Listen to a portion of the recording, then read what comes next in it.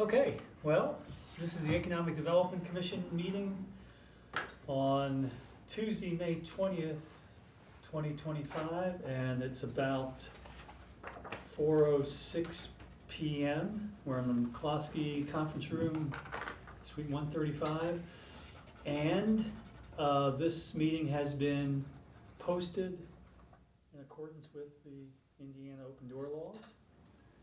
And I notice we also have a Zoom offering too, and it looks like somebody is on Zoom. So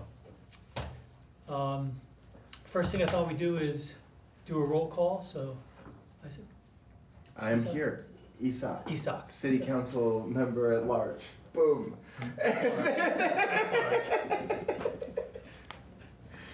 Liz Final, County Council at large. Boom.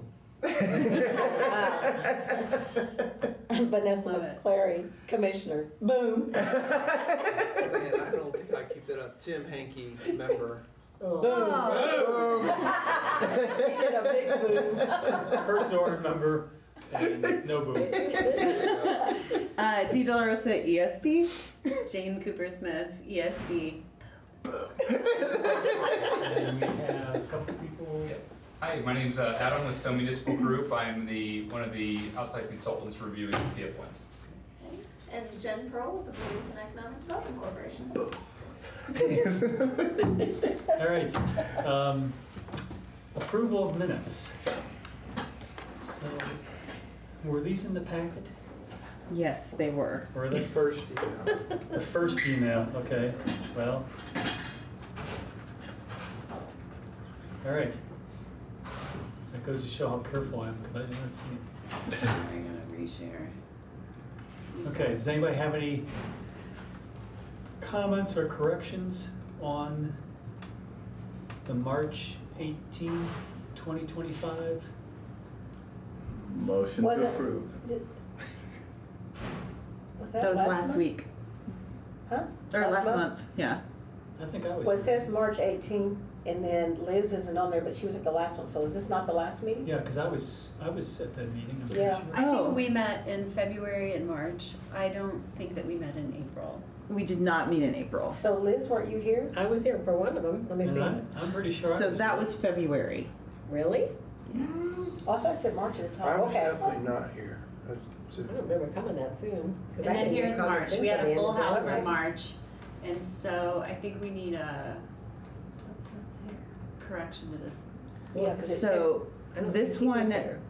so because see, so February think I was was the there. meeting where we didn't really have a meeting technically. Right. Oh, that's what's going on. And then the month Gotcha. after that Gotcha. was March, and we went through the pilots. So small correction, I called the meeting to order, so I clearly was present, Uh-huh. That's what's So- I don't see my name on there. I right? I'd like Yes, for us to. I need to make a correction. I prefer that you guys not approve this today. We have a couple corrections to make. And Okay. I thought we had done it, but It's like, wait. it's just a statement of fact that the meeting was not called to order because we couldn't call No, it to order no. We did do that one. in March, but Yes. this is not the March meeting. It is. But, The Because March- the approval of My the name February isn't on memorandum is at the Yeah, bottom. March. but I'm sure we all were there. Okay, I'm sure we were all there. we were, What and date then is it? here's the And those are March. 2024, because we had two Oh. sets from 2024. I don't have it down that I attended March meeting. So I think the only correction is that I need to Well, that was say the last meeting we did meet in April. that commissioner I think you were present here with me is the last meeting. Kurt. Mm-hmm. In Exactly. March? Yeah. Because they said we Okay. didn't meet in April, so you had to be in March. Because you were here with me. It's funny, I don't have it down. Okay, yeah. So D You states just that followed me. the correction needed is just to add Kurt to this commissioners present list for March, and then they're correct. I don't know. Okay. Was I? Did we meet in April? We did not. We did not correct? meet in April. So Liz was here in March. Somewhere along the line, I've been to one meeting before. Yes, It was that's March. correct. She was here in March. Because you were here Okay. also when we voted for I the. voted on. So- That's the right. pilot, So I'm, Whenever so that I, was. so adding Kurt Yeah. and you Yeah. to the March 18, Whenever that 2025. was. Yes, Yes. thank you. Mhm. Yeah. Sorry I about did- that. I That's did okay, vote. it happens. Oh, I do have it down. I'm looking for See, the I wrong think it's thing. here. There you go. I have it Can down. you Yeah, guys because that's when we voted for. March 18th, right there. Mhm. If you want to. So that's February minutes. Just trying to make sure it makes sense. To accept Those are February. Because there's another meeting up there, I And then here's the new business. Yeah. This was So in the you old- reviewed. Yeah, we were definitely all here for think. this Wasn't meeting. Yes. That was the year Mhm. fall Yes. of the meeting, All right. okay. And so, Well, but then the wait, voting, on but the then the vote. voting records are all off. Just let us bring them Yeah, back. we can go back sorry to about it, that. yeah, that's fine. So what's this next one then? So this is for March of 2024. Oh, We had some, never- we had some we lost never approved minutes. that. That's right. Yeah. That's right, that's right. Wow. Okay, You said now that's some boom. lost minutes. Hey, Larry was here then. Yeah. What else So you is had on a there? presentation from Summit Development from. Yeah. I remember that meeting. That was a great meeting. Mhm. Wow. But wait, there's more. You've got June 4th. Which was the last abatement presentation that we had. Yes, I remember that. We worked through that sheet. That was great. Good times, guys. So Good I think we times. can approve the 2024 minutes, Right. and maybe you want to bring Do back corrections to 2025. Yes. So your dates are March There's two. 19th and June 4th. Yes, so somebody wants Two, 4. I move that we approve those two meetings. Second. Any discussion? Any confusion? I'm sorry, y'all. No, it's just a year ago, I don't even remember. I don't remember yesterday, a year ago.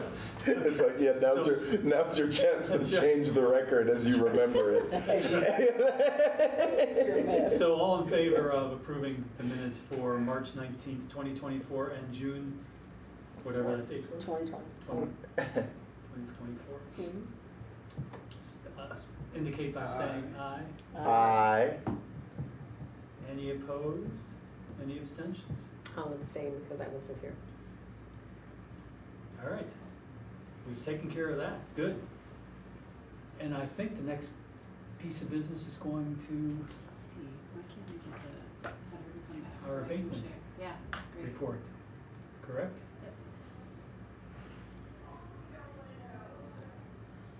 Yep. And then will you add Eric? I was sorry, this is just, I think I cannot. Okay, now I think we're doing everything. Yay. All right.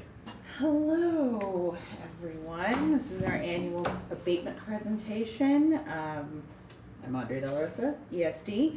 And so we're going to give you an overview of the current active abatements, one additionally that has not been triggered, but we have been monitoring and reporting, and they report to us annually. I want to say thank you to Stone Municipal Group. They're a consultant of ours that's been helping us get the math together and get the presentation together, so they've been a great help. So, on the agenda, we're going to take a look at a summary of the tax abatement program, just kind of what it is as a refresher. Evaluate criteria and process, compliance review process, and then the economic impact of the abatements. Generally, and then we'll get into more detail, and then Jane will give us a review of the active pilots that we have. So, what is a tax abatement? A tax abatement is a temporary reduction, or in some cases, a pause in property taxes. The city offers this incentive to encourage private investment and development, particularly in areas that need economic growth or revitalization. The abatements can apply in two types of property, real and personal. So real being real estate and personal being machinery, equipment used in those operations. It's important to note that the abatements apply only to the increment, the increase in the assessed value resulting from new investment or development. The base value of the property continues to be taxed as usual. To be eligible for a tax abatement, a project must be located within a designated ERA, or in some cases, an economic development target area, an EDTA, and that's by recommendation from you all, the EDC, and the City of Bloomington Common Council makes these designations required by state law for an abatement to be granted. Under Indiana Code 61112 1-1. An area qualifies as an ERA when it has become, quote, undesirable for or impossible of normal development or occupancy due to factors such as lack of development, deterioration of buildings, age, obsolescence, or other conditions that impair property values or limit everyday use. So these are underutilized areas or in decline. Within EDT, it gets a little bit broader where it can be a historical area or a historical district. So how they work. Abatements work by phasing in the taxes on new investment. That means the new assessed value is temporarily exempt from property taxes. Most abatements are granted for 1 to 10 years, but under certain circumstances, abatements for personal property like equipment can be extended up to 20. We don't typically do that here. Typically, the tax phase-in follows a sliding scale, starting with 100% exemption for the first year and then gradually decreasing.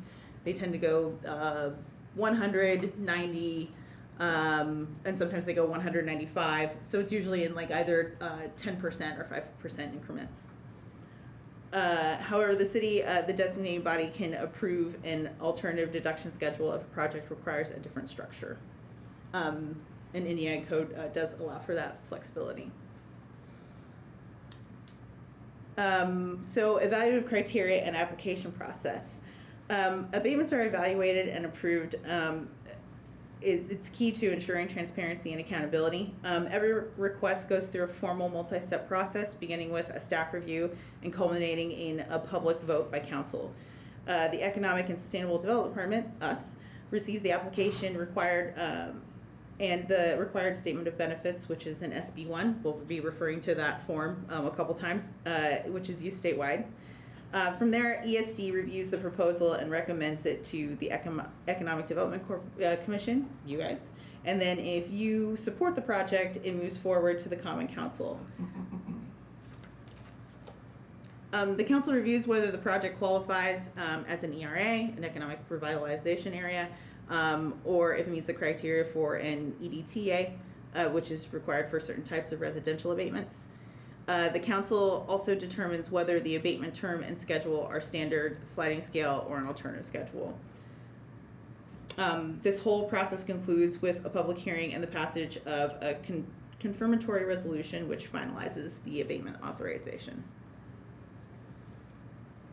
So once a project is under review, the SB1 becomes the foundation for the future evaluation.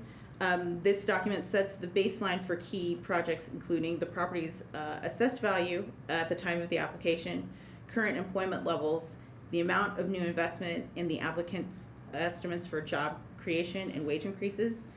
These baseline figures gives a way to measure impact over time and hold the recipients accountable for the outcomes they projected. In addition to state-required information, our evaluation process also considers a range of community-focused priorities. So affordable housing, quality of life, sustainability, climate action goals, support for community services, and the enhancement of local character. The ones that we'll be looking at specifically are mainly affordable housing and support of community services, but they're more for capital improvement and job creation. So the compliance review process. So we're gonna just recap really quick how we go through this whole thing. So ESD conducts the initial review and handles the annual compliance checks. EDC provides recommendations, the Common Council authorizes the abatements, and then the county auditor handles the deduction themselves. The city's general standards for approving abatements are at the heart of this process. To receive one, a project must do more than just invest.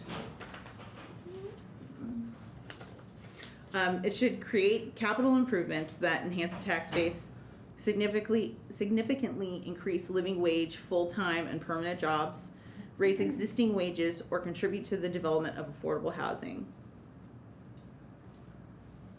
Once an abatement is granted, we track the project through an annual compliance reporting. Every year, the taxpayer must submit a CF1 form, the state's standard compliance report. It's filed with the county auditor who administers the tax deduction and the clerk so that the council can review it. ESD staff compares the CF1 to the original SB1 to evaluate whether the business is following through on its commitments. This includes reviewing investment levels, job creation, and wage increases. We also work closely with departments like HAND to verify performance on other criteria, such as affordable housing, sustainability commitments, and community impact elements. Once again, affordable housing is really the only qualifier in the abatements that you're going to see. Based on this review, we make one of three determinations. Either compliant, the business has met its commitments; substantially compliant, they made good faith effort but have fallen short in one or more areas; or non-compliant, the business has not met key commitments or failed to submit the required documentation. After the Economic Development Corporation finalizes its report, it's submitted to the Common Council for review. Council may approve the full report or evaluate each abatement individually. For each, they can find the taxpayer compliant, substantially compliant, or request a hearing if they are considering finding non-compliance. If non-compliance is considered and it's not due to factors beyond the taxpayer's control, beyond taxpayer's control, stated in IC 61-1.1, 6-1.1-12.1-59. If the designated body determines that the property owner has not substantially complied with the statement of benefits and that the failure to substantially comply was not caused by factors beyond the control of the property owner, such as declines in demand for the property owner's products or services, the designated body shall mail a written notice to the property owner.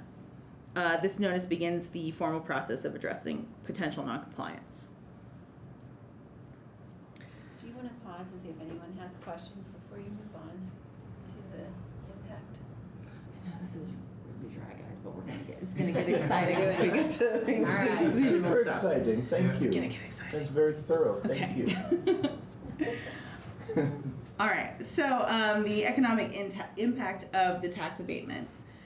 This chart compares what companies originally proposed on their SB1 forms with what they reported as actuals on their CF1 forms, both in terms of investment and assessed value. Actual new improvements are based on CF1 or actual assessed value listed per the Monroe County Assessor. The SB1 is an estimate of proposed results by the taxpayer, so we do not demand accuracy on the assessment. An SB1 is an estimate, not a commitment. We've divided this into investment categories: mixed use, commercial real estate, commercial personal property, and residential. You'll see that in some cases, like mixed use, the actual improvements significantly exceed proposed assessed value, while commercial real estate saw a major increase in valuation despite a much lower actual investment than proposed. The total proposed investment across all projects is about $548 million, with actual investments landing around $260 million. But in terms of assessed value, the actual outcome of $255 million exceeded the proposed value of $170 million, indicating that the incentives supported a higher than expected increase in assessed value. Because all tax abatements must meet a but-for threshold, the AV increase reflected would not exist without the support of the tax abatement. So Dee, I want to see if I understand this table. The second column, new investment, is the money that the company or whomever invested, correct? Mm-hmm. The actual new improvements is the assessed value that actually showed up on the rolls? The fourth column? Yes. Okay. We might, yeah. Clarify this one? It was the wording, actual new improvements, that threw me off, because you're talking about proposed new assessment. Actual assessment would be clearer to me if that's what it is. Okay. I'm taking notes. Thanks. Yeah, so the fourth column is assessor's assessed value. Yeah, that's what the assessor actually. That's we all could look up on the Yeah. books. Yeah, I think it'd be clear if you just did that instead of new improvements. Were there other questions? Isak, was that your? Yeah, but just following up on that, so diving more into the SB1 question, because that's changing the way that the assessed value can increase, as well as I mean, the circuit breaker stuff is all, I mean, the same, but it's like, what's your thoughts on how tax abatements will be affected by changes with SB1? Oh my gosh, we have so much material to get through today. Okay. Yeah. Is that a lot? Is that a hard question to answer? Well, no, I think that we're still working to understand, Liz and I were just talking about this, to understand the impacts on, real and personal property tax revenue. So we Right. don't have a blanket question or a blanket answer, but we know that it's gonna be reduced. Can we So, possibly put that on a But future in a agenda? Yeah. but in a for a tax abatement, it's on paper going to make the tax abatements look even better than they look currently, would it not, for the SB1 effects? Because I get that we're doing a parcel by parcel analysis on property tax across the city, but I'm just meaning specifically with what we're talking about with tax abatements as relates to SB1. Are there adjustments to it because there's been adjustments in values? Like, is there changes in tax revenues, those type of things? well, the abatement's gonna be related to the AV and the tax rate. So I think any shifts in the tax rate will come back on the abatement, right? So it'll be a Right. direct impact in terms of whether the abatement is more or less valuable to the filer than pre-SB1. I think it remains to be seen. And I know, Jen, you're here, and my recall isn't good enough to think through the proposed changes to personal property, but they removed or Adam, you're nodding your head. Yeah, the de minimis floor increased from essentially $80,000 to $2 million in business personal property. Okay. So that will have essentially that floor sort of serves as a pseudo abatement, in that. And we have some material as well we can share with the team, Cool. specifically as it relates to SEA 1. And the short answer would be the abatement is largely a percent deduction of the improvement assessed value. Yeah. So okay. if the assessed value on the improvements go up or down, the abatement tracks accordingly because it's consistent. It really is computed as a percent deduction. Right. Okay. Yeah. That's good. That was the thing I had missed. Understood. I have a quick question. Why do we have a 0? How do you end up with a 0 in that third column under mixed use? How? I don't get that.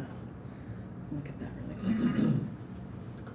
Well, there is some creative form completion in these abatements, but. So just to be really clear, these forms are very confusing, and sometimes we get zeros and sometimes we get blanks. This specifically, the mixed use, I believe, is urban station. You want me to go to that slide? Yeah, if you could. Oh, it's not gonna. It's not gonna take you. Avert your eyes while I scroll. Spoilers. So the commitment. Oh, actually, No, they have assessed values. no, they do have assessed values in there. They had a 0 to start. So you're just picking up what was on the SB1, Yeah. Yes. and that doesn't make any sense. To have a 0. Yeah, it doesn't make any sense for the 0 to be there, but you didn't make that number up, they made that. They made that number up. Right. Yeah. So they misunderstood the form. Probably. Yeah. Makes sense. I think that's a simple answer. Okay. And just for everyone's AI that's taking notes, there will be confusion between SB1, the form that we're talking about, and SB1, the bill that we were Right. discussing earlier. So Right. for everyone's AI, I hope it picks up that. So we are on slide 12. Is that this one? Are you moving on? Yeah. So this slide provides a snapshot of the job-related outcomes reported on the CF1 forms. Across all projects, businesses reported a total of 3,692 jobs, both new and retained positions.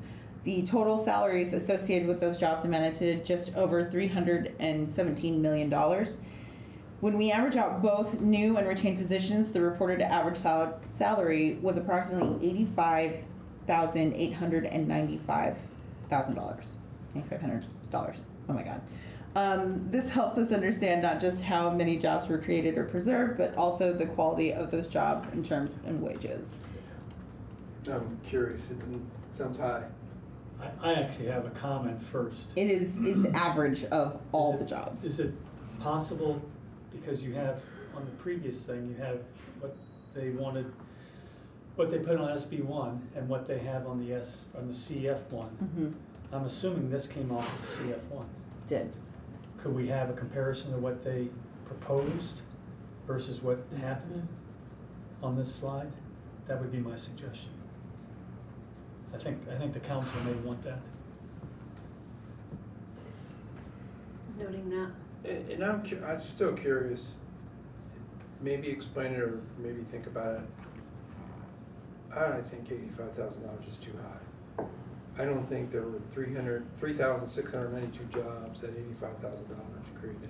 What am I missing? It is an average of everything, but we're also accounting for Catalent, which has a lot of higher paid jobs and does weight everything considerably. So I think that the comparison of the SB1 and the CF1 might kind of clarify that a little bit. And this can be broken out a little bit better. And it gets into more detail as we go into the individual abatements. Yeah. So, but I think a lot of that weight is probably due to the Catalent abatements. Well, it absolutely is. So with our abatement program,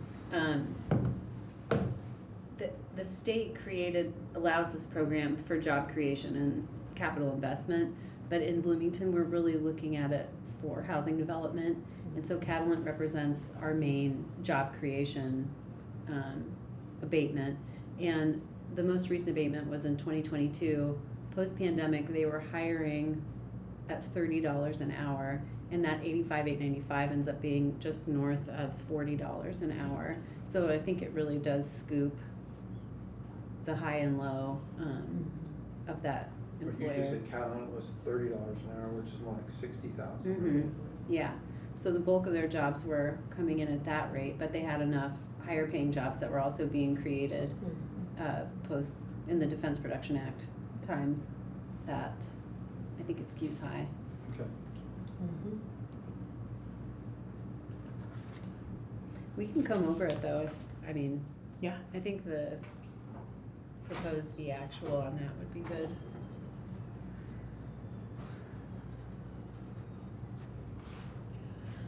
All right. Anything else on this particular slide?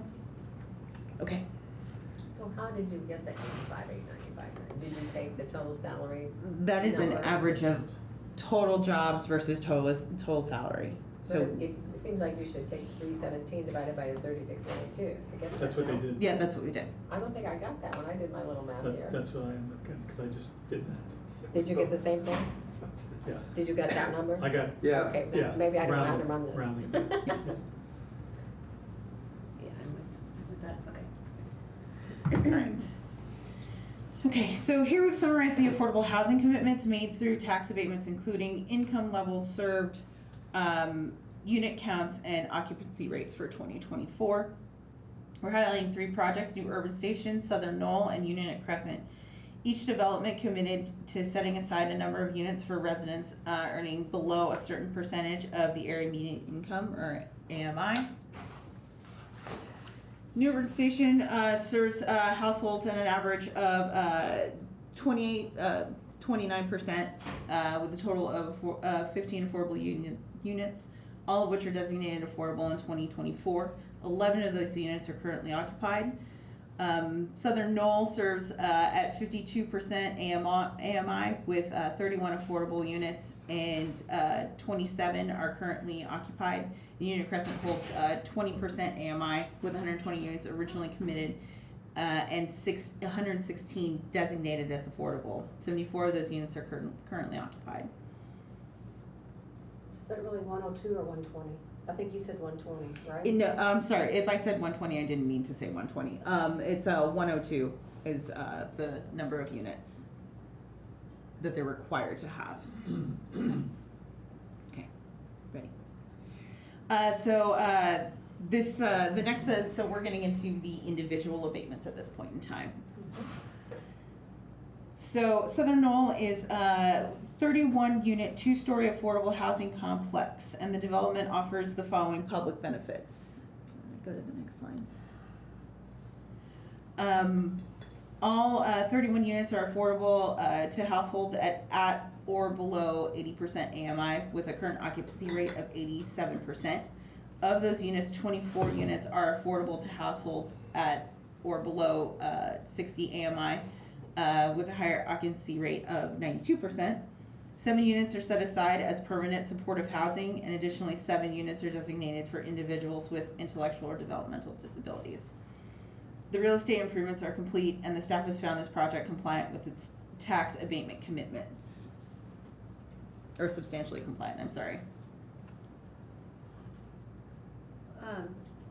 So they have 31 at 80%, and they have 24 at 60%. Mm-hmm. And then, okay, this helps. So the substantial compliance is because they are, Not at 100% for occupancy in those. okay. That was my question as well. So you just graded substantially compliant. If they're not at 100% occupancy. Thank you.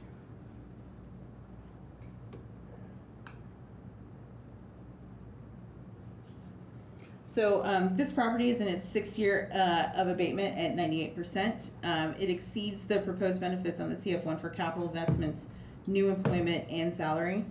It is substantially compliant with affordability requirements. The current assessed value is $1,346,100. So it's at 130% of its SB1 estimated value. So are both of the jobs that they've added at 44,000 or $21 an hour, or? Yes. Okay.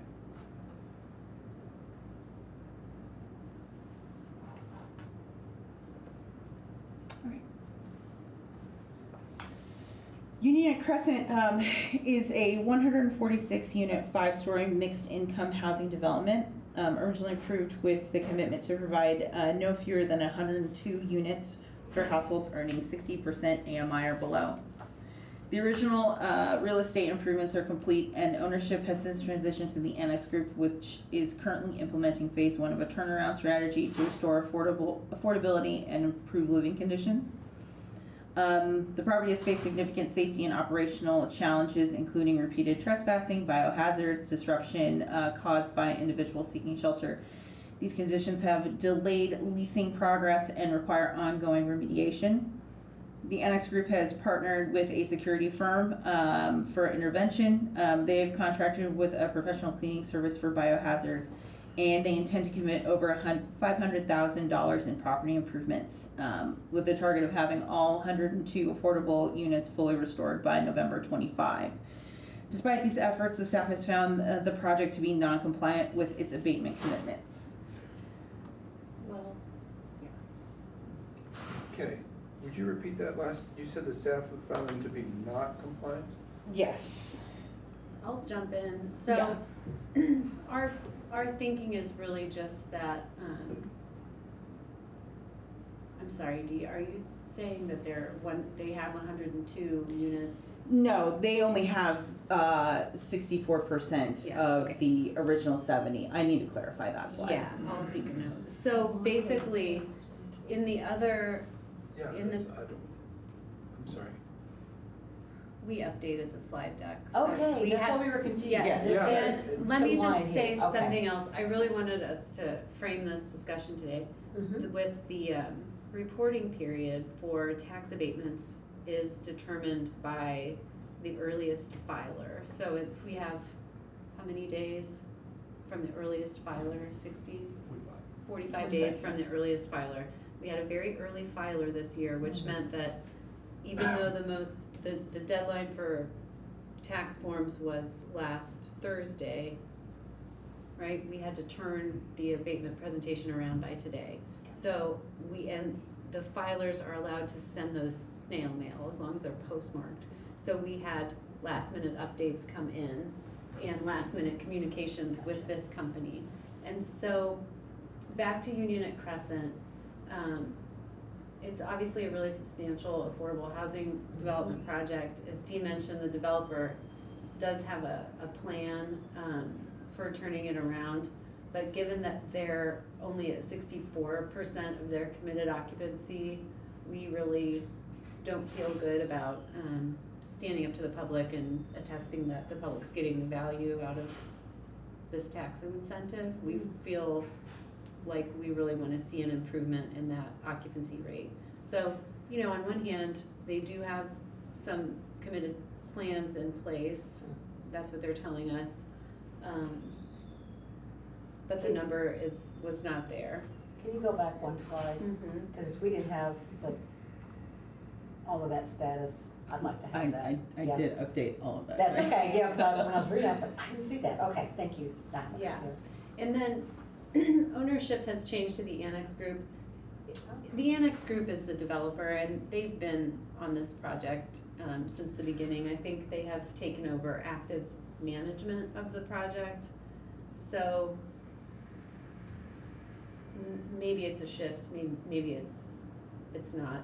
So with our recommendation, that would trigger the process by which council would schedule a hearing with this filer, and it would give council the opportunity to do a deep dive on the status of the project. And am I right that there's no prescribed thing that the council has to do, right? I mean, you could pull the abatement or maybe not, I don't know. Well, this finding, so if staff recommends a finding of noncompliance, that triggers a couple of actions. It separates that abatement out from this approval process. So it pulls the abatement out of the approval process. The other abatements march along and go, have their hearing on June 4th. Then this abatement, necessarily, if we have that recommendation, it necessarily goes on a separate course. So you can't fold it back in for approval that way. But you can have a hearing, and then council can determine whether they will find it compliant or non-compliant. But what happens to Annex Group? So if it's not compliant, can they become compliant again in years ahead, or Yes, okay? yes. And so it would be that this year they would pay tax, if assuming that all the process went through, they would pay taxes this year, but then the following year they could resume their commitments and then pick up where they left off, essentially, Yes. having lost 1 year of the 10. Yes. If they're compliant. If they're compliant, right? Right, If they and fulfill the requirements. Yep. the compliance, there is a stipulation where, you know, I think they can claim, sorry, I'm losing my language. They can claim that it's a situation or variables are outside of their Right, right, control, right, which sure, is likely sure. what would happen, but they would be able to explain that to you in a public Yeah, setting. sure. And we have been through this cycle, I think 2 years ago with Urban Station, Yes. who had a late filing, Mhm. and we just didn't accept it. And that triggered the hearing process, and they've been really great Mhm. partners and very communicative since, and they're back on track. And is there a because the abatements go in with stair steps at some point, right? Is there the ability to approve a partial abatement in the middle of an abatement? So like you say, well, we don't find you compliant, so I mean, is it all or nothing at this stage? I think, I mean, the schedule is set in the resolutions, and so if you were to want to choose to offer them a partial abatement, I mean, it already is a partial abatement, but you would have to approve an alternate Right. Got it. deduction schedule, and then Right. that would be probably a 2-cycle Right. process, Right. or a 2-meeting cycle. Cool. Do you know if this entity has layers of subsidies and performance requirements for others, like tax credits? They do. I believe it's a LIHTC property, and I know that they've been deeply engaged with HAND, both for project support and violations on the site. The site's been challenging. And do we have any sense of why they've struggled with? What's their side of the story? With housing? Yeah, Yeah, well, and I think they could, residents. they would be really happy to have the opportunity to talk about that, but, you know, it's security, it's, it's a really vulnerable population that is living in this property. There's a lot of property damage that goes along with it. Many of our meetings have interesting themes in them related to human waste, and I think that is also a theme for this property, for example. There's just a lot of challenges that go along with the management. However, there are other affordable housing developers that are successfully managing their properties Yeah. in town. Yeah. And so, We did it for 25 years, still do it, and Right. it's difficult. It takes personnel, Yeah, it takes Exactly. ongoing investment. yeah, but But it's doable. thus the tax abatement, right? I mean, like. Yeah, I mean, it takes good, competent people to be there Right. every day. Right. And then do we know, so it's 60%, it's at or below 60% AMI, do we know what their average AMI is? 20%. It's at 20, okay, yeah, so they're really,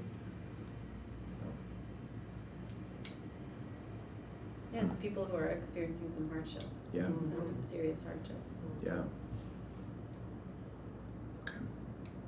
But I think these questions are really important, and from our staff perspective, it's not our place to make the judgment call in the gray area. Yeah, It's right, really right, to right. just be transparent with you all about the information. Mhm. Yeah. And then EDC's role is to really tee this up for council to make a good, correct finding. And so the finding of noncompliance here really sets up the process for additional discussion. Yep, yep, Interesting you say gray area, I was going to ask, but I assume there's gray area somewhere north of 64%. You would have found them substantially compliant. Yeah, there is, and in fact, here, we're feeling pretty good about 87 and 92%. Sure. So here, we're recommending a finding of substantial compliance. mhm, So we're definitely Yeah. more comfortable there and feel confident in our recommendation to you all. Yeah. Which is a different location. It is a different location. It's a smaller property too. So, and so I think it's important to do that apples to apples comparison, to see if you wanna find, you wanna consider some other finding. I'm just wondering, like at Union and Crescent, if the council wants to say, or we wanted to say, we think you need to be at 80% or 75%, or if there's some number, there's some agreement. right, to be substantially compliant. So that they would have a very clear target. Yes, and I think our MOUs related to the abatements in the past have not, they've only talked about the available units. They Mhm. haven't talked about occupancy. Yeah. And so it is a gray area. And there's, yeah, I mean, because the marketplace can change such that they might have an available unit that has no available resident that qualifies. Yeah, Right, I doubt that that's the case here. yeah. right. But either way, all of that would be available during the hearing with council as Right. things to explore, right? I mean, they could make the argument that it was outside of their hands and it, Right. and could go in a different direction. So, Yeah, and we would present a packet of material for you all that would have a deeper dive on all the data include the MOU. But I do just want to restate that the MOU does not weigh in on occupancy rates. yeah, So if you're taking a hard line, you could say, well, They have the units. we understand that they're not all occupied, but we've made the units available, and that's what the MOU says. Yeah, we could take the position that if they had those 102 apartments ready to move into, then they've met their obligation, they're compliant, not Right. irrespective of whether or not people lived in them. Yeah. Do you wanna come back to this one? Or do you wanna? I'm just trying to learn from it. I'm not, I mean, it seems like you have a process that makes sense. It can go to another level. I don't disagree. Yeah, but we can come back to it. Is the hearing automatic with the council? It would be If- automatic. if not It would be compliant. required. Thank you. Okay. All right, moving on. Urban Station is a 4-story mixed-use building with 7,000 square feet of commercial space and 148 bedrooms. At least 15 of the bedrooms will be allocated to households, 15 of the units will be allocated to households with incomes at or below 80% of the average median income. Rent for the affordable units may not exceed 85% of the market rate, and the affordability must be in place for 99 years for this building. So these are workforce units and No. Urban Station is in its 8th year of abatement. The real estate investment exceeds expectations with a reported 14.5 million compared to the committed 11.5 million. Retained employment fell slightly short with 4 positions retained out of the 10 committed. Still, staff have found this to be substantially compliant due to the higher actual average wages in comparison to the SB1. The business committed 5 new jobs for new employment, but has created 2 to date with salaries close to the projected rate, also substantially compliant. Retained salaries remain strong at approximately 150,000, resulting in higher average hourly wage than projected. The assessed value increased to 16.5 million despite no original estimate provided. So we are assuming that this is on target at this juncture. The project also committed to providing 15 affordable units at or below 80% AMI, and that commitment has been upheld at 73 occupancy rate, which qualifies as substantially compliant. So I remember last year on this one, and I guess actually going back here helps because we had broken this down by rooms rather than units here, correct? And so, and I also seem to recall us having quite a long conversation about this at the council Yeah. meeting that followed, that it was, and I think what we recommended last year was that they were compliant because they had the room occupancies and they were fully full on the rooms, if I'm not mistaken. But this year we're saying 73% of the rooms are full? This is units. So now they have 15 units available? Because last year they only had 10 units. and 15 bedrooms. That might be a Do mistake. you on my- have access to Stephanie's slide on, or Stephanie's info sheet on that one? Really quick.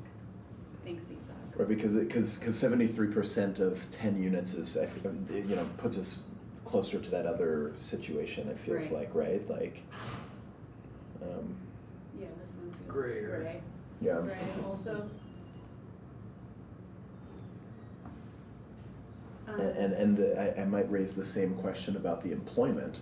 That now the employment's weird is a weird one to me because it's over the space of so many years, but 2 of 5 is when do we decide for employment that it's right, that it's substantially Yeah. compliant, and if we have employment and salaries like that are different than what we expected, like looking at those collectively here is I agree, and I think I just wanted to explain something else about the salaries. 1550 is low. People don't live on that in this town. And it's not the living wage? The living wage is I looked it up, it's 1622. 1622. Right. yeah. And the reason this has been remedied since this time, but I believe the MOU does not reference the living wage ordinance. So there's no leverage there. Because prior to, maybe? Well, I've read another resolution recently from 2016 that was all about the living wage ordinance, so it may be that this Yeah. was 2016, but prior to it. So there's a total of 25 bedrooms available in the 15 units that are available. Of those, 17 are occupied.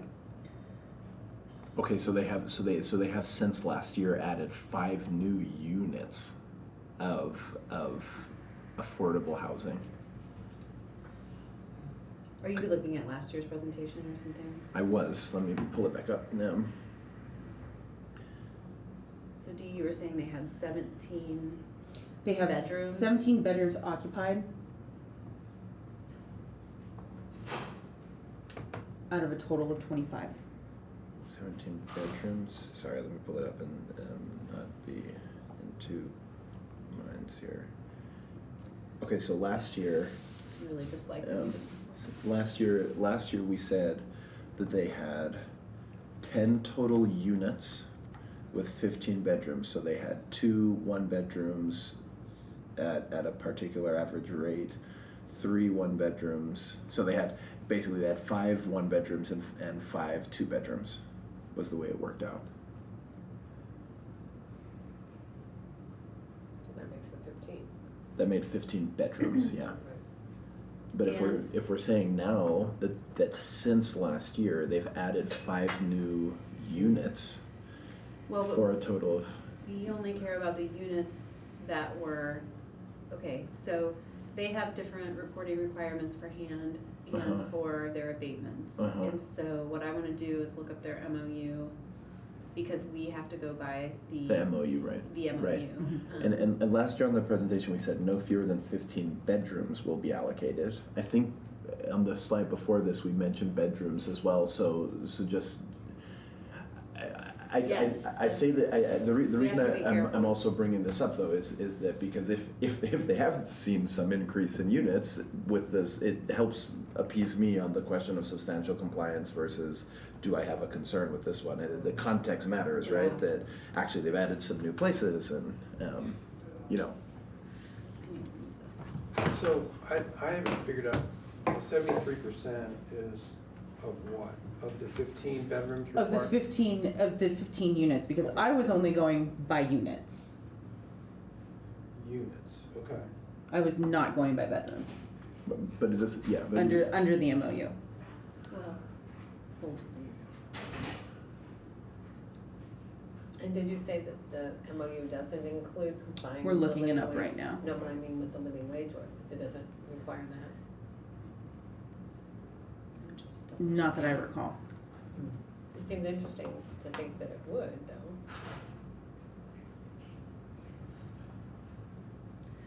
Well, why not? I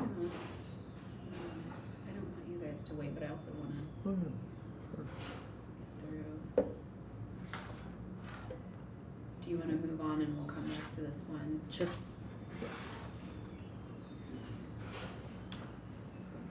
Let me ask one general question on Urban Station. Are you in good enough communication with them to feel like they're trying to achieve the goal of 15 bedrooms or whatever it is in Fort Wayne? Absolutely. Since the last time they did not, since the last time they weren't found compliant because they didn't turn in their paperwork, they've been very Yeah. communicative. When we've asked them questions, they have responded immediately. They are making efforts to make sure that they stay within the requirements of their MOU and of the resolution Okay. consistently. And you feel like they're substantially compliant? Yes, I do. I think that the effort is being shown. They also have, I mean, whether you're talking about 15 bedrooms or 15 units, it's only 15. So when one is gone, your percentage decreases So- much more than something with 102 Yeah. units, Sure. for instance. So, So they are obligated just for 5 one-bedroom and 5 two-bedrooms, so a Okay. total of 10 units, 15 bedrooms.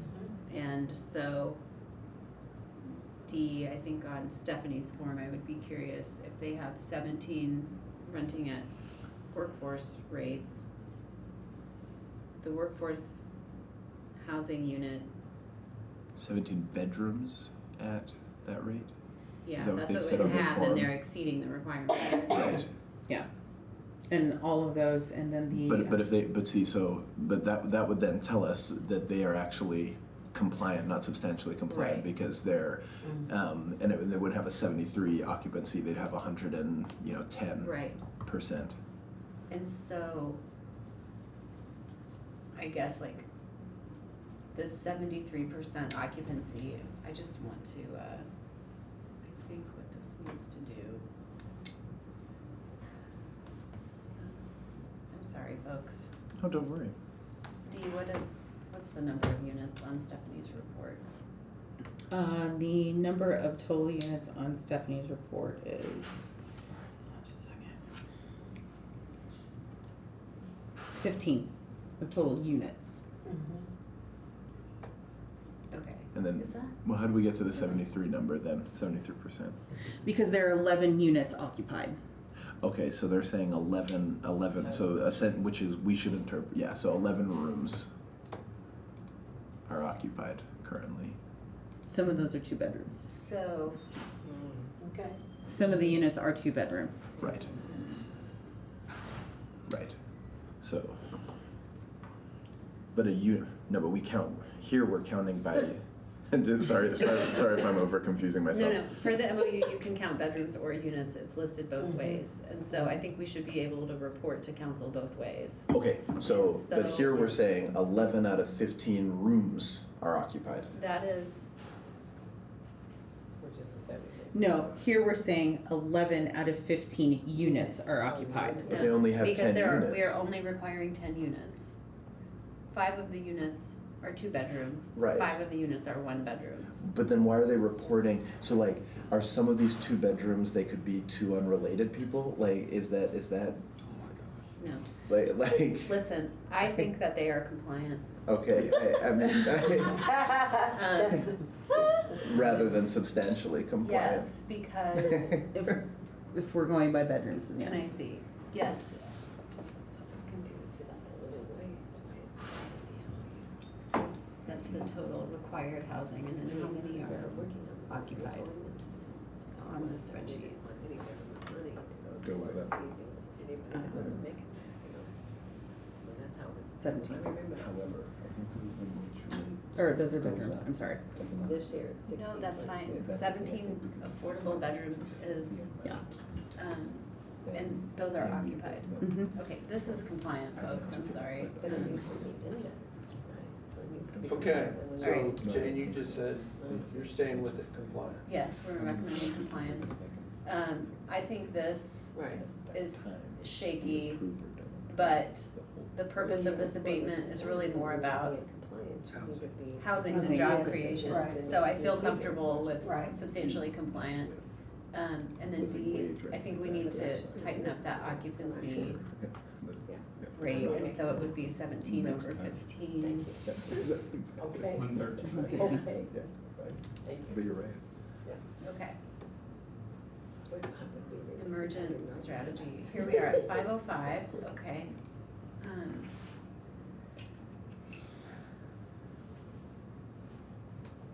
Okay, this feels clear, and then the big takeaway from that discussion is that we have to button up and talk about bedrooms Mhm.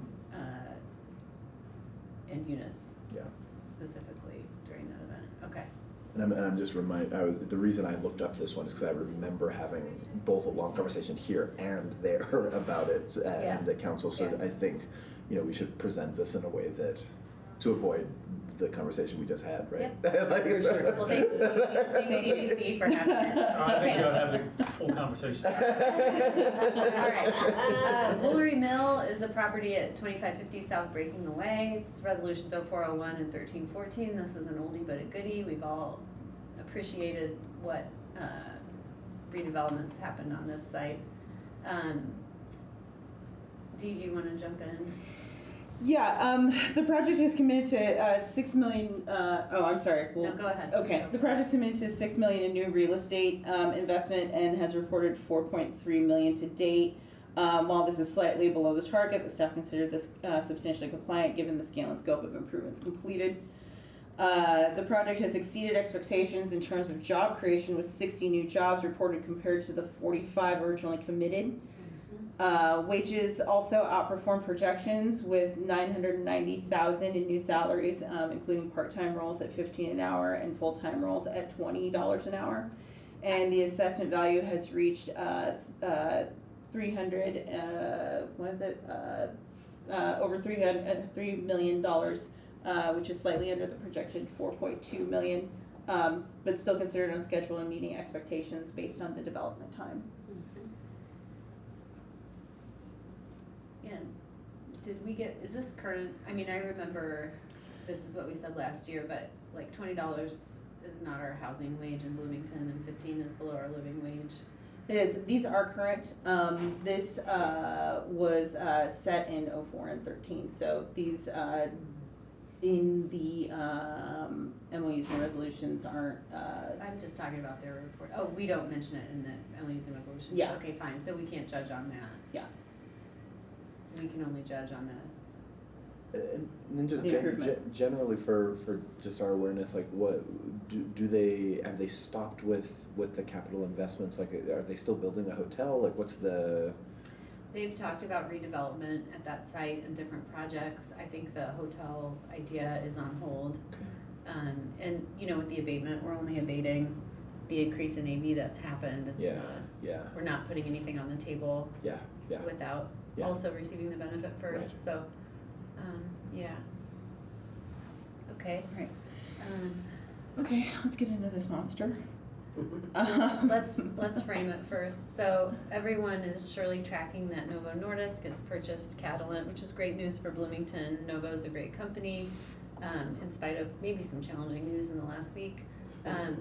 The purchase of Catalent took place December 26, 2024. So all of the numbers that we're reviewing here are for Catalent. And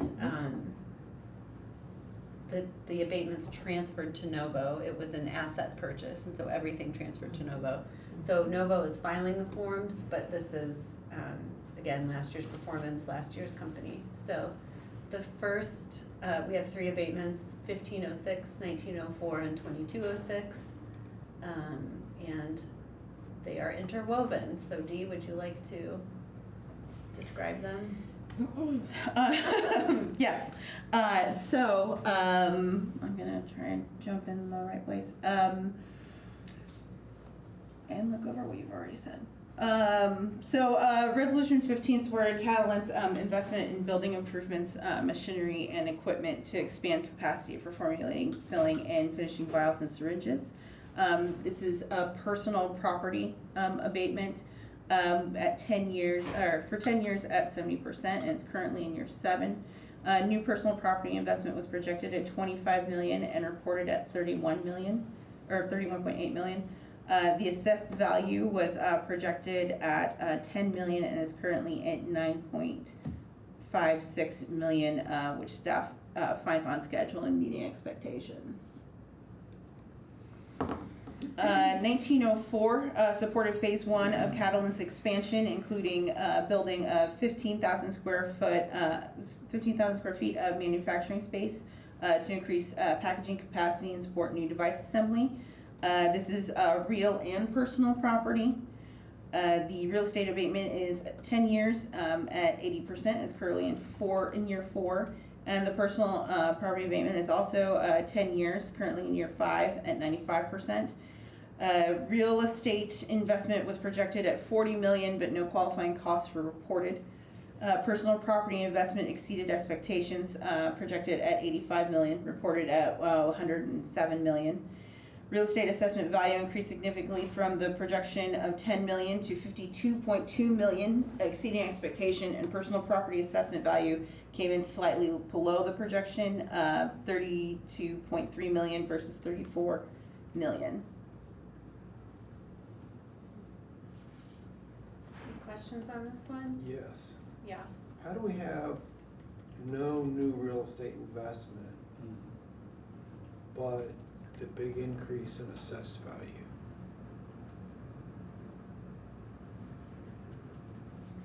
Can you look at the CF1, Dee?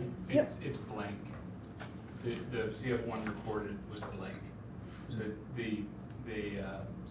in this specific instance, the company actually filed, essentially did not, the form they provided had no information for investment. And that's because this was not for the real estate acquisition, but just for the building improvements, is that it? Yeah. Yes. They'd still get an abatement on that RP assessed value on the CF1, right? Yes, sir. Okay.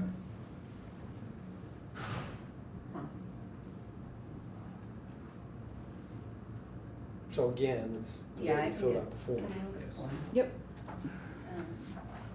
I'll grab my glasses. So, when you get finished with this, I got a question between this and the previous 1506. Just a consistency check. Yeah, I mean, they just haven't reported them is what I think. Yeah. So, if I look at the 1506 and 1904, I look at assessed value, commitment versus compliance. The staff evaluation is on schedule, meets expectation for 1506. For 1904, you have 34 million and 32 million, and it's substantially compliant. Why are you using two different terminologies? Isn't it substantially compliant? I'm not sure what So on you're schedule going- meets expectation means. So, assessed value meets expectation. Okay, this is what Dee was sort of explaining earlier, where we're looking at assessed value to help us understand whether the project has been successful, Mhm. but it is not something that it's not in the MOU. The assessed value is something that no one in the room has control over. The input is the investment, and the assessed value raises or lowers based on the market. And so we wanna see it go up because it's gonna drive tax revenue up, but the filer can't commit to what the assessed value is going to be. We're flagging it informationally. Yeah, I guess I'm just asking for consistency's sake, though. Why is that different on? How is that? So Why you're is that talking- different on 1904? Because 1904, you have 34 million, Oh. 32 million substantially compliant. Yeah, that's, So that's terminology. Sorry, Right, just Okay, so- consistency, Yeah. to avoid So- confusion. For assessed value, we're gonna use on schedule meets expectation, because that's what you used Yes, sorry, on I the previous. missed the No, that's what you point. used in the previous Woolry Mill, so Yes. that's where I was getting a little confused. Yes, that's. Okay, thank you. Thanks. It's not a complaint, it's just. No, just it's a terminology. It's a consistency Makes check, sense. that's all. All right. Okay. I don't know what to do with this. With what? Zero under new real estate investment. Well, also, no new real investment could happen because they were under negotiation for, no. This is from 2019. They just didn't have it in their form. So, I know that they're compliant, but, okay, 2206. When we saw this last year, wait, we can also, I had this, I should have kept it open, sorry.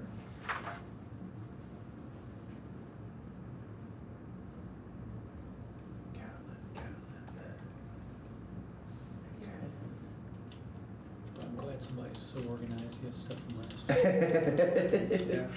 Every now and then you have to be like a little organized just to give the allure Yeah, of being this You're way. impressive. You know what I'm saying? Like, I could dig into my email. Exactly, Find it somewhere. exactly. It would take me about an hour. So last year, which one were we looking at, 1506 or 1904? I'm looking at 1904. 22. 1904, they also said 0 last year, and we wrote DNF. Did not file. Yeah. So I think maybe you followed up with them between then and when you presented to council. Yes, and we can do that again, with we're in close communication with their Oh, tax but people. maybe I'm remembering this incorrectly. But I feel like there was a conversation that we had where they did something like they split it because they had so many where they struggled to figure out which applied to each or something like that. Because they reported it on all their others and then Oh, didn't so like report they on just this reported one. it on one. I feel like there was something like that, but I Well, mean we now. need an answer. Yeah, We can't exactly. I mean, speculate. this. So I don't know what this group wants to do. If we need to get additional information, I'm sure that they're compliant with their real estate investments, but we need to provide that information. This is one of the ones that came in, very late, and that's why, again, I apologize, we're not as orderly as we would normally be. When does this goes to council in 2 June weeks? 4th. June 4th, so we have time to. Mm-hmm. Yeah. I mean, this group could choose to meet again if it's possible to schedule that. I think in this particular case, because it exceeds expectations under assessed value, the Yeah. answer's probably there, Right. such that Mhm. you can find them substantially compliant, Yeah. as you suggested. Yeah, exactly. So I don't think it has to be unless you find that to not be true in the next. Okay, and I think we can make a sort of like a contingent motion, can't we? Like where we say, you know, we recommend this one with the Yeah. asterisks Yeah. of getting appropriate answer Yeah, on CF1, pending, yeah, yeah, or pending. something like that. Right? Sir President? I think what Tim said probably would be more comfortable is basically approve it with the understanding that staff will come back to us if There's new information. there's information that's Yeah, okay, I see, I see. I see. countervailing to what we think is gonna It's a happen. way of doing the same thing with different language, Right, from what I hear. because I think with yours, we'd actually have to come back technically to meet. Oh, no, I was saying that there's you can set it in such a way where if the conditions are met, then go forward. If they're not met, Yeah, so we're talking Right. about the same thing. exactly. Yeah. Okay. All right. This is 2206. I updated two things here. So this is not filed because they haven't triggered that. They have triggered their personal property, part of the abatement. So this was. But for what it's worth, last year they did report on this $6,711,600 for 2206 Okay. Under compliance, on their on their Real estate CF1. CF1. At least that's what was in our presentation. Adam, what do you have for that? I'm checking that right now.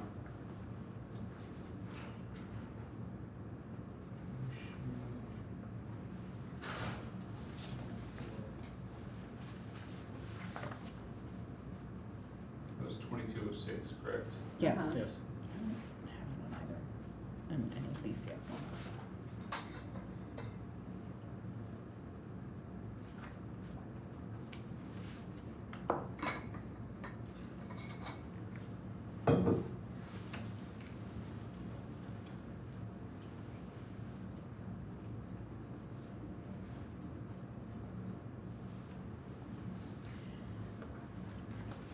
I don't have anything on their CF ones for that. I'm seeing 6,711,600. Yeah. The same numbers. That's- From that's last exact- year? That's what I have.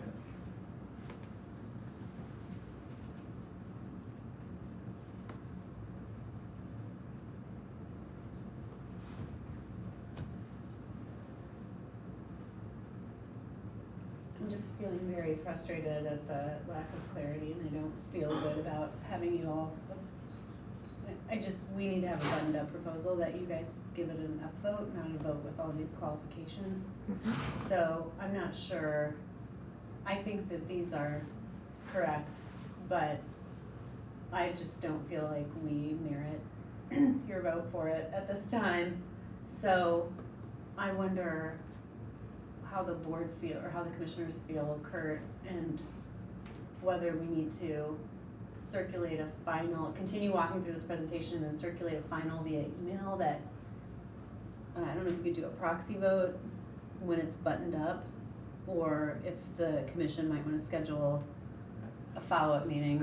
Personally, I'm fine with that. Like, I think, you know, I see a lot of what we do here, seeing that I get to do it twice, right? Like, I see what we do here is being able to help refine, you know, oh, we didn't get this question Mhm. right, you know, that let's make sure that this is the way that it goes before council. I mean, we're all Yeah. interested in making sure that businesses who are doing what they said they're going to do Yeah. get the things that we promised them. So, Yeah. so I have no, personally, any issue with you all following up with this information, sending us an email, and should we need to call another meeting, we can, but there's Okay. nothing here that suggests that we're gonna need another meeting. Okay. I mean, does everyone agree with me? I don't- Speaking for me, Yep. I agree.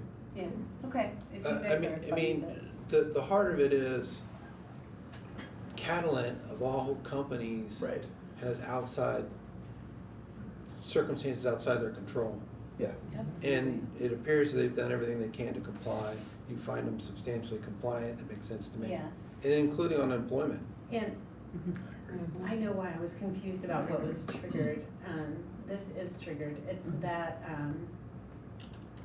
so I'm changing it to DNF and hopefully we'll update that. Uh-huh. They triggered both abatements. Both abatements are active.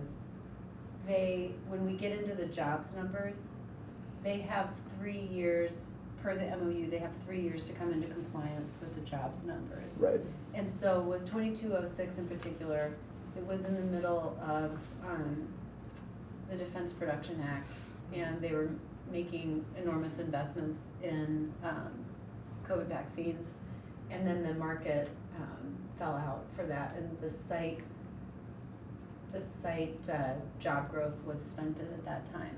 And that really was outside of their control. They could formally make that case, but at this time, they're not non-compliant with the jobs at the site, even though the jobs related to 2206 have not yet materialized as of the end of 2024. And now, with the purchase, we are optimistic maybe more than ever that the jobs will Yeah, return. I would think so, yeah. I also think you have to look at them collectively. It's funny to say, oh, you're not compliant on the 1,000, but you're over, 1,000 extra jobs on 1506. Like, Yeah, like, yeah. like, So that's what that came from. Okay. And then this breaks the jobs numbers down by salary, which again, you look at that bottom row, you can see those average salaries are Oh, it's way sky down. high. Oh, you think so? That 4177 is their CF1 salary. I mean, that's great. Yeah. And that's a lot of jobs.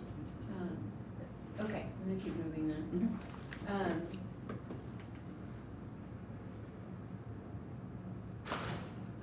Oh, we've talked through all this, I think. Yeah. Okay. This is informational. Retreat at Switchyard has not been triggered. They file forms in order to update you all on the status of this abatement. They've run into substantial challenges with site development. There's a ton of limestone under there. They had a fuel tank that was not detected in the initial environmental assessments turned out that required removal and remediation, and then they've, there's just, it's one thing after another. So, but they're doing great, they're a great developer and they're committed to it. So this slide just provides a snapshot of that, 48 affordable housing units. It's a LIHTC project. They're partnering with Stone Belt. It will be a win-win-win for the community to have these residents living right next to the park. And then the final, this gets into the investment, and they did provide us with current investment numbers, so you can see that they're really making much more of a commitment to this project than they initially planned, but they're sticking with it. And then finally, with our pilots, we have 2 new pilots that were proposed this year, and we kind of realized that we have not reported on pilots annually in this setting, and we wanted to start doing that. So this slide is just, it's an overview. There's not a formal requirement as with the tax abatements, but we think we would like to fold this into our annual reporting. And so the overview sort of talks about what we get out of the pilots. And then there are some compliance pieces for Evergreen Village, for example, that I will have ready at the time that this is presented to council, but we believe that they're compliant. So, We okay. vote on pilots separately from tax abatement compliance, right? There's no required vote or approval.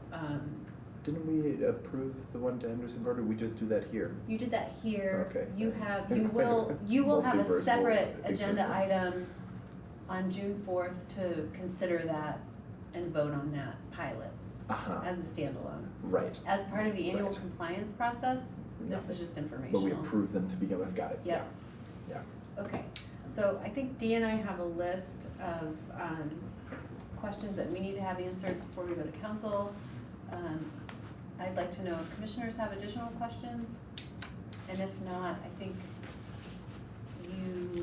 your action is to approve the report as presented, or you can make, approve the report with the changes and additional information that was requested, would be one thing you could do. I would move that, the group's ready. Move approval of this report as with the edits and suggestions that we've discussed and agreed upon. I'll second it. I'm sorry, I was talking about something else. Please restate the motion. Well, I think as a comment though before the motion. Yeah, so I think I would like to see something tightened up in the MOU where it talks about the living wage ordinance and complying with that.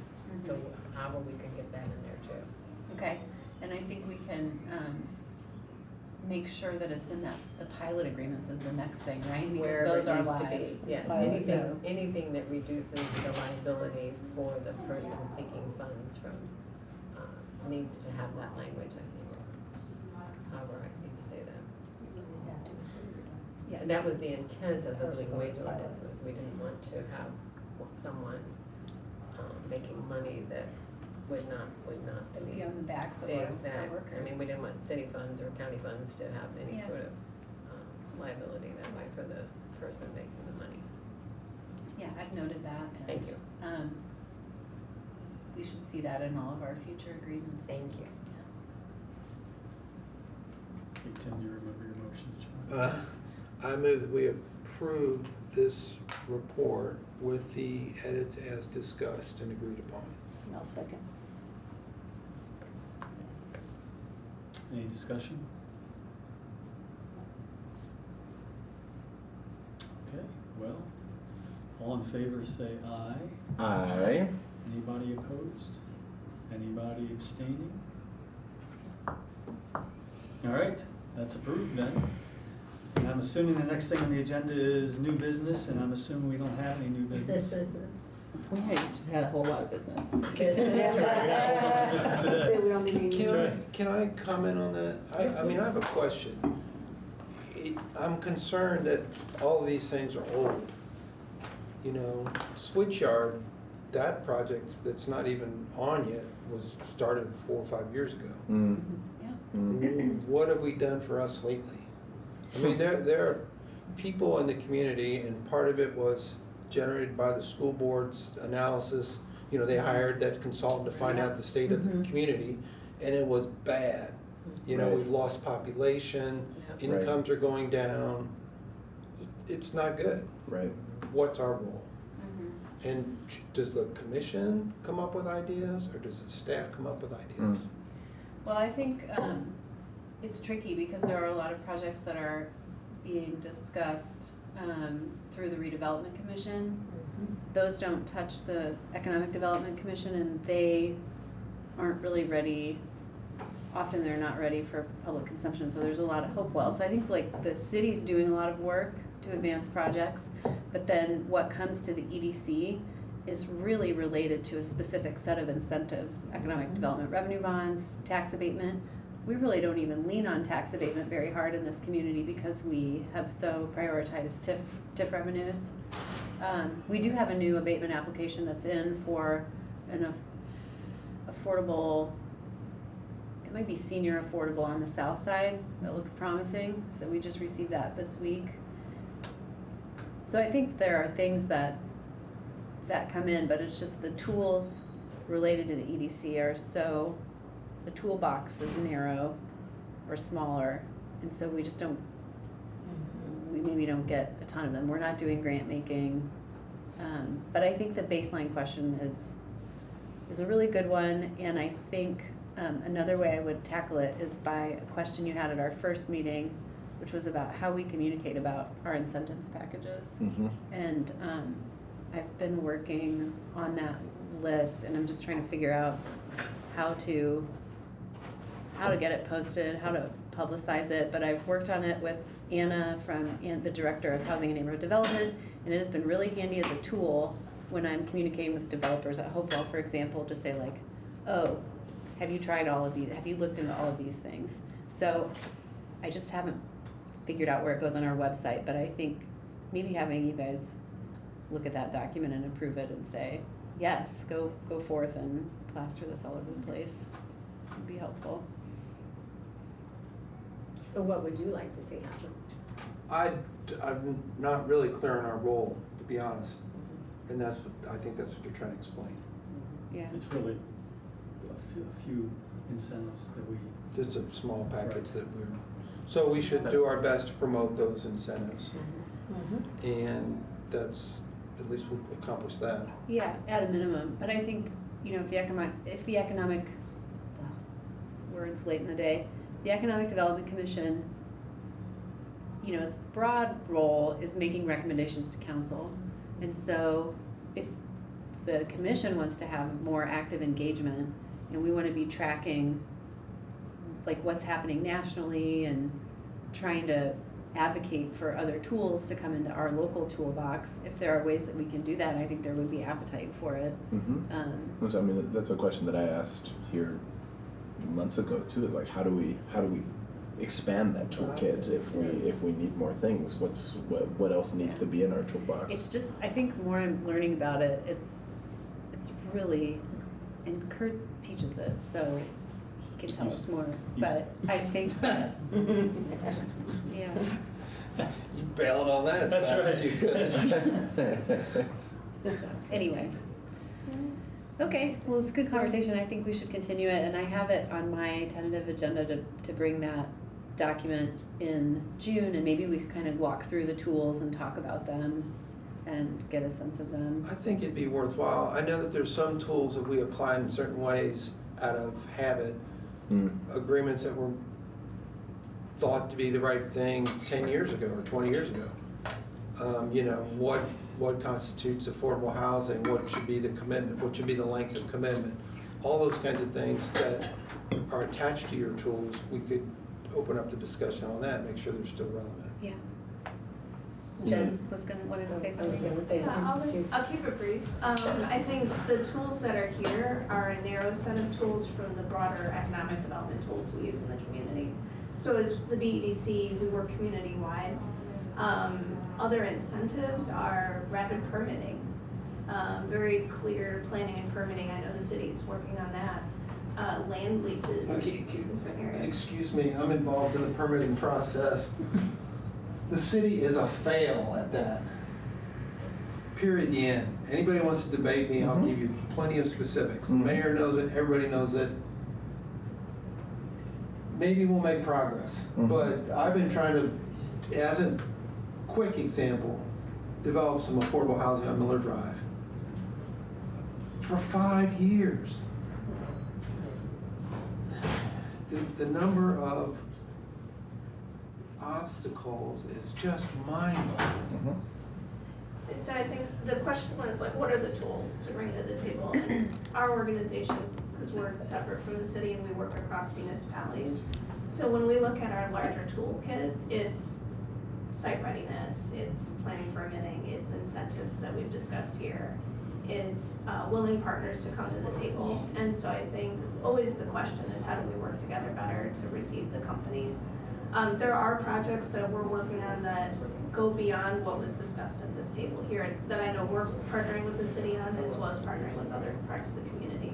Sometimes companies don't even ask for incentives. And so there is more that's happening as well. It's good news. I just want to make a quick comment. I've been on the commission for a number of years. I think this is the most thorough discussion we've had of the abatement report ever. So I want to thank the staff for, yeah. I love the preamble, especially. Yep. It was really clear. I want to thank the staff, and I also want to thank the members for being so insightful and thoughtful. Yeah, thank you for your help, because like this doesn't go forward without your input, and I always learn something every year, every time we do this, and yeah, thank you so much. For your time. Thanks For for your being time. here and your Yeah. volunteerism. And people quite often will say, is there a motion to adjourn? You don't need a motion to adjourn. Then they'll say, we stand adjourned, but it looks to me we sit adjourned.